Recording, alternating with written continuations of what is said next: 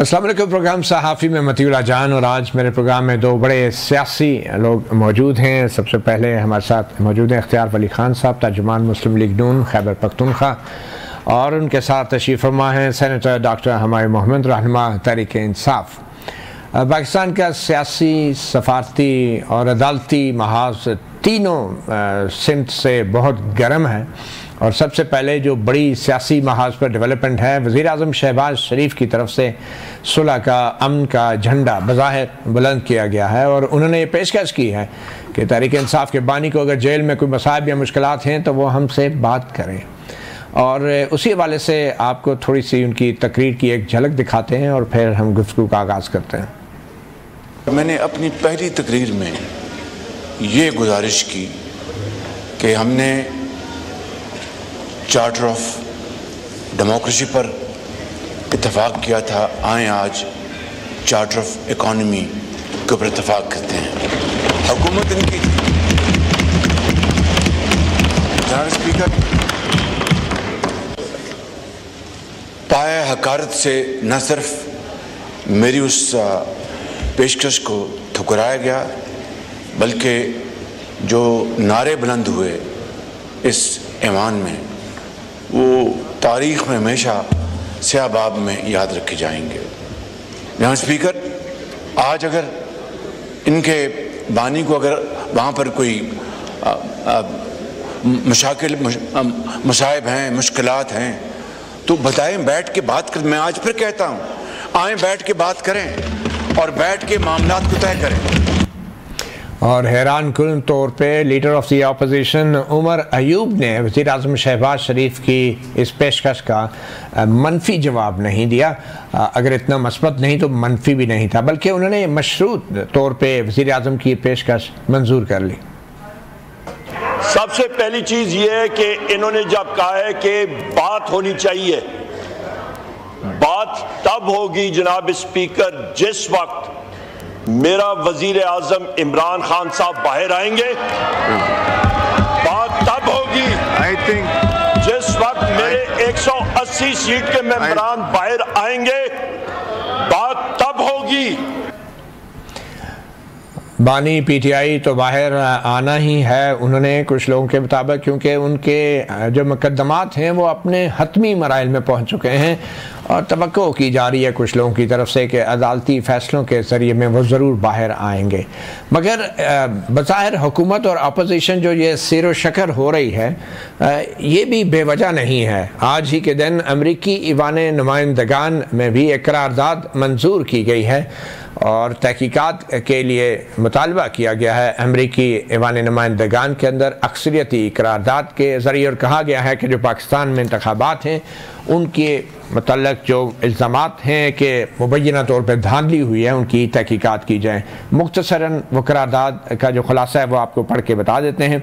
इस करारदाद के मुताबिक ये अमरीकी ऐवान पाकिस्तान में अवाम को दबाने की कोशिशों, सियासी और समाजी हकूक़ की खिलाफ वर्जियों की मजम्मत करता है, पाकिस्तान के सियासी और अदालती अमल पर असरअंदाज होने और उन्हें तबाह करने के अमल की भी मजम्मत करता है। फरवरी 2024 में पाकिस्तान में होने वाले इलेक्शन में मुदाखलत और बेज़ाब्तगियों के इल्ज़ामात पर तहकीकात का मुतालबा करता है। ये अमरीकी ईवान नुमाइंदगान की करारदाद का भी आज ही के दिन आना और हुकूमत और अपोजिशन के दरमियान अचानक ही मामलात बेहतरी की तरफ जाना, यह महज इत्तफाक नहीं हो सकता। गो कि पाकिस्तान के दफ्तर खारजा ने भी हल्का सा एक बयान और अपना रद्द अमल दिया है, जिसके मुताबिक मज़कूरा करारदाद का सियाको सबाक और टाइमिंग पाक अमरीका दो तरफ़ा मस्बत ताल्लुकात के बरखिलाफ़ हैं और पाकिस्तान के सियासी सूरत हाल, इंतखाबात के तरीक़ाकार को मुकम्मल तौर पर समझे बगैर ये करारदाद मंजूर की गई है। पाकिस्तानी दफ्तर खारजा के मुताबिक पाकिस्तान बाहमी एहतराम और एक दूसरे के मसाइल को समझते हुए तामीरी मुज़ाकरात पर यकीन रखते हैं और इस तरह की करारदादें न तो तामीरी हैं और न ही ज़मीनी हक़ाइक़ से मेल खाती हैं। तो जनाब डॉक्टर सेनेटर हुमायूं मोहम्मद साहब, अमेरिका की तरफ से कोई इशारा मिला है? अब हुकूमत की तरफ से पेशकश हो रही है, अपोजिशन की तरफ से जो है वो मंजूर किया जा रहा है और सिर्फ एक शर्त है कि रिहाई हो जाए। रिहाई तो शायद वैसे भी चंद दिनों में होनी थी। तो ये क्या प्रेशर PTI पे और हुकूमत पे अमेरिका की तरफ से कुछ प्रेशर है कि मामलात को अब सीधा करें आप? बिस्मिल्लाहिर्रहमानिर्रहीम, इय्याका नाबुदु व इय्याका नस्तईन। देखिए, जितना मैं अपने आप को ये नहीं कहता कि मैं बहुत कुछ समझता हूँ पॉलिटिक्स में, लेकिन अमेरिका में दो चीज़ें हैं एज अपोज टू पाकिस्तान। वहाँ पे जो गवर्नमेंट है उसका ताल्लुक ये कांग्रेस के साथ एज सच नहीं होता। ये अपनी जगह पे कर रहे होते हैं, वो अपनी जगह पे है। जो गवर्नमेंट की पॉलिसी है वो टोटली डिफरेंट है।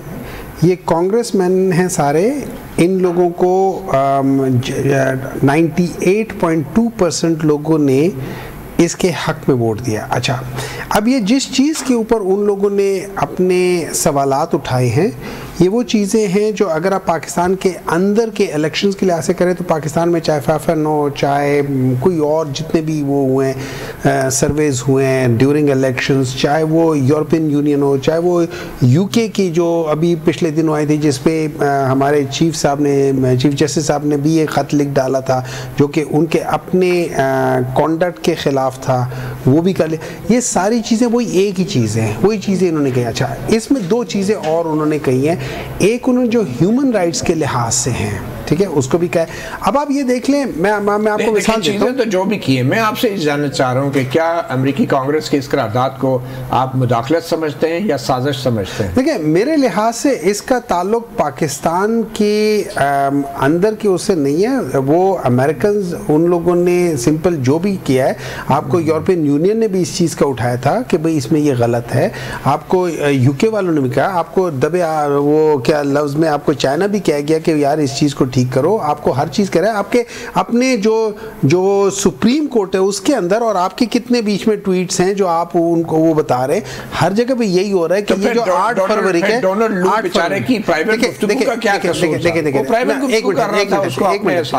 देखिए हमारे यहाँ पे हर दूसरे तीसरे दिन हम लोग जो होते हैं ना, हम एक रेजोल्यूशन पास कर रहे होते हैं, कभी किसी मुल्क के, कभी इजराइल के खिलाफ उनकी जो गलत जाहिरियत है या उसके लिहाज से कर रहे होते हैं। वो एक और होता है, ये ह्यूमन राइट्स होता है, ये हर जगह पे पार्लियामेंट्स हो जाते हैं, ठीक है, हर जगह पे यही होता है। इसी तरह ही होता है कि हम लोग कहते हैं कि ये फलानी जगह पे वहाँ पे ये चीज़ गलत हुई है, वहाँ पे वो चीज़ गलत हुई है, वो हम लोग सब करते रहते हैं। ये वहाँ के जो लॉ मेकर्स हैं उन्होंने देखा है कि किस तरीके से हो रहा है। लेकिन देखिए, जो इम्पोर्टेंट चीज़ है उसमें आप एक और चीज़ देखें। मैं मिसाल देता हूँ कि चूँकि वो डेमोक्रेटिक, उनके अपने एक नॉर्म्स हैं, वो चाहे वो बाज़ दफ़ा वो डेमोक्रेसी को डायरेक्टली सपोर्ट बाज़ दफ़ा नहीं भी कर रहे होते बाज़ जगहों पे, लेकिन उनके जो वैल्यूज़ होते हैं उसमें ये है। मैं मिसाल देता हूँ, पाकिस्तान में पाकिस्तान तहरीक इंसाफ किसी भी जगह पे, ख़ासतौर पे पंजाब में या सिंध में जब कोई एक्टिविटी करने लगती है तो दफ़ा 144 लग जाता है। आपको पता है पिछले एक साल में 5777 लोग ऐसे थे जिसको 3 MPO के तहत पकड़ लिया। 3 MPO का मतलब ये है कि मैं कहूँ कि ये वली साहब जो है ना, ये यहाँ से निकल के कुछ करेंगे। अच्छा, आप इनको पहले से पकड़, बात आपकी सही है। ये मुझे एक बात बताएं, मुझे इस पेशकश को आप लोगों ने संजीदगी से लिया। देखिए, मैं अगर आप मुझसे पूछें, मैं वज़ीर आज़म साहब PMLN के मेन है ना, और उनकी गवर्नमेंट है। अच्छा, उसमें मैं देख लेता हूँ कि शहबाज शरीफ साहब क्या कह रहे हैं, उसमें मैं देख लेता हूँ एहसन इकबाल साहब क्या कह रहे हैं, उसमें मैं देख लेता हूँ कि राना सनाउल्लाह क्या कह रहे हैं। ठीक है, जब हम इन सब चीज़ों को सामने लगते हैं, मुझे पता है कि ये शहबाज शरीफ साहब बेचारे कुछ मतलब I don't think so he means it. ठीक है, देखिए मस्बत जवाब दिया, लेकिन उसका तरीका ये है कि फर्ज करें मेरे और आपके दरमियान में एक टसल है, ठीक है, और मैं चाहता हूं मैं आपसे बात करूं, लेकिन मैं अगर एक तरफ से आपको मार रहा हूं, दूसरी तरफ से बात करें, आप मुझसे बात करेंगे नहीं? चलो, वो तो कह दिया ना उन्होंने। अख्तियार वली साहब, आपके वज़ीर आज़म ने अचानक ही अमेरिकी करारदाद के आने के फौरन बाद ये कोई पैनिक मोड में नहीं चले गए वज़ीर आज़म साहब, और मुज़ाकरात की पेशकश कर दी, बातचीत की पेशकश कर दी, जाके हाथ मिलाया अपोजिशन के बेंचों पे जाके, सुन्नी इत्तेहाद कौंसिल के मेंबरान से, PTI के लीडरों से, सब अपोजिशन के लोगों से। ये क्यों अमेरिकी वाले नुमाइंदगान की करारदाद का कुछ ज़्यादा असर तो नहीं ले लिया वज़ीर आज़म शहबाज शरीफ ने? थैंक यू वेरी मच मतुल्ला भाई। देखिए, मैं आपको एक बात बताता हूँ कि हमारी ये हिस्ट्री है कि जिस दिन इनकी हुकूमत थी 2018 में, हमने इनके वज़ीर आज़म को भी, बावजूद इसके को उसको सिलेक्टेड का खिताब मिला था, लेकिन हमने उसको भी कहा कि आओ हम चार्टर ऑफ डेमोक्रेसी के बाद तुम्हारे साथ चार्टर ऑफ इकोनॉमी करते हैं। उसके बाद जब हमने इनको बात करने की या मुल्क को आगे चलाने की बात की तो ये कहते होते थे कि ये हमसे NRO मांग रहे हैं। हमारा वज़ीर आज़म आज पहली दफ़ा नहीं किया। आप देख लें तो मरियम नवाज शरीफ भी अपने ओथ टेकिंग के बाद सबसे पहले वो अपोजिशन बेंचेस पे गई थी। हमारी हिस्ट्री है। हम चाहते हैं कि पॉलिटिकल हार्मनी हो। ये आज से नहीं, ये बहुत पहले से है। मोहतरमा बेनज़ीर भुट्टो के पास नवाज शरीफ साहब गए थे, वो उनके फिर इमरान खान जब इलेक्शन हुआ 2013 का तो नवाज शरीफ उनके घर बनी गाला गए थे। हमारी ये हिस्ट्री है, लेकिन इनकी तरफ से जवाब जो आया वो इनकी हिस्ट्री है। वो जवाब आप कह रहे हैं ना कि वो तकरीरों की बयानात की हिस्ट्री तो है आपकी, लेकिन जो कर रहे हैं आप बकौल डॉक्टर माहिर साहब के, किसी के घर आप चले जाते हैं और वो आपसे उधर ही आप उनको बोलें कि किस तरह चलना है, वो कहें कि बनी गाला की सड़क कर दो ठीक, और उसी वक्त ठीक हो जाए, ये तकरीर की हद तक नहीं हुआ। अच्छा, फिर जब बात उसको रिस्पॉन्ड, जिस तरह मैं खुद उधर बैठा हुआ था, मैं लॉबी में था, तो जिस तरह फिर उमर अयूब ने उसको रिस्पॉन्ड किया अपोजिशन लीडर ने, मेरे ख्याल में आप कहते हैं कि वो मुस्बत अंदाज है, लेकिन मैं वहाँ पे बीइंग ए पॉलिटिकल वर्कर मैं उसको देख रहा था कि उन्होंने उसको बांध दिया इसके साथ कि आप हमारे लीडर को छोड़ दें, आप हमारे 180 MNAs जो हैं वो हमें लाके इधर हाउस में बैठा दे, फिर आपसे बात होगी। ये वही बात हुई ना कि हमने कोई बात नहीं करी, बस कुछ ना कुछ तो होगा, लोग तो करनी नहीं है, अदालती फैसले आने वाले हैं, आ जाए ना। देखें मतीउल्लाह भाई ये बात रिकॉर्ड पे ले आते हैं, सेंटर साहब भी बैठे हुए हैं, आप भी कौम सुन रही है। अगर हुकूमत इसी तरह सब कुछ छोड़े कि ये इसको भी निकालो उसको भी निकालो, 9 मई क्या हुकूमत छोड़ सकती है? 9 मई ये काम हुकूमत का नहीं है। फिर आपने अदालती निजाम क्यों लगाया? तो आपने बनाया ना, वापस भी ले सकते हैं। फिर बताइए कि ये आपका जो अदालती निजाम है, निजाम इंसाफ है, ये किस लिए? और ये जो लाखों कैदी हर जेल में, हर शहर में जेलों में पड़े हैं, तो फिर उनका भी गिला बनता है। बहुत होता है। मुझे ये जो अमरीकी ऐवान की जो करारदाद है कि पाकिस्तान के सियासी और अदालती अमल पे असरअंदाज होने, तबाह करने के अमल की, और फिर फरवरी में पाकिस्तान में होने वाले इलेक्शन में मुदाखलत और बेज़ाब्तियों के इल्ज़ामात पर तहकीकात का मुतालबा करता है। ये तहकीकात कौन करेगा? 2018 में इसी अमेरिका की स्टेटमेंट आई थी, वॉल स्ट्रीट जर्नल ने उसको छापा था कि military establishment fingerprints found on election 2018 इन पाकिस्तान थी ना? नहीं, वो फिर डिस्कस भी उसको बड़े अमेरिकी कांग्रेस की कोई करारदाद नहीं आई। अच्छा, अमेरिकी कांग्रेस की भी मैं बताता हूँ।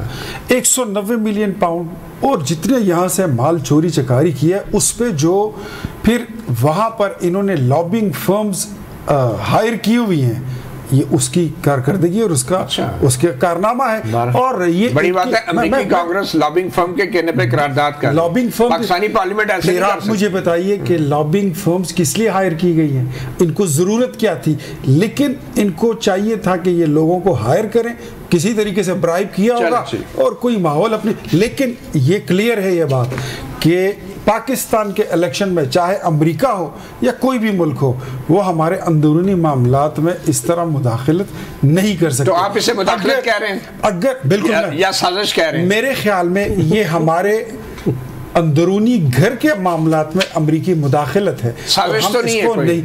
साजिश की बात बाद में करेंगे, लेकिन फिलहाल ये मुदाखलत है। मुदाखलत इस पे इत्तफाक कर लेते हैं। लेकिन ये भी बता दूं साथ ही साथ कि आज इनका जो एब्सोल्युटली नॉट का जो नारा था वो ख़त्म हो गया। जो इमरान खान कहता था कि मैं अमेरिका ये और अमेरिका को ये कर दूंगा, वो कर दूंगा, आज अमेरिकी गुलामी की जो इनकी हकीकत है वो भी खुलकर सामने आ गई। एब्सोल्यूट नॉट से एब्सोल्युटली नॉटी, एब्सोल्युटली यस तक आ गया। एक छोटी सी ब्रेक लेते हैं और ब्रेक के बाद हम अमेरिका और पीटीआई के बीच बढ़ती कुर्बतों के हवाले से भी बात करेंगे, छोटी सी वक्फे के बाद।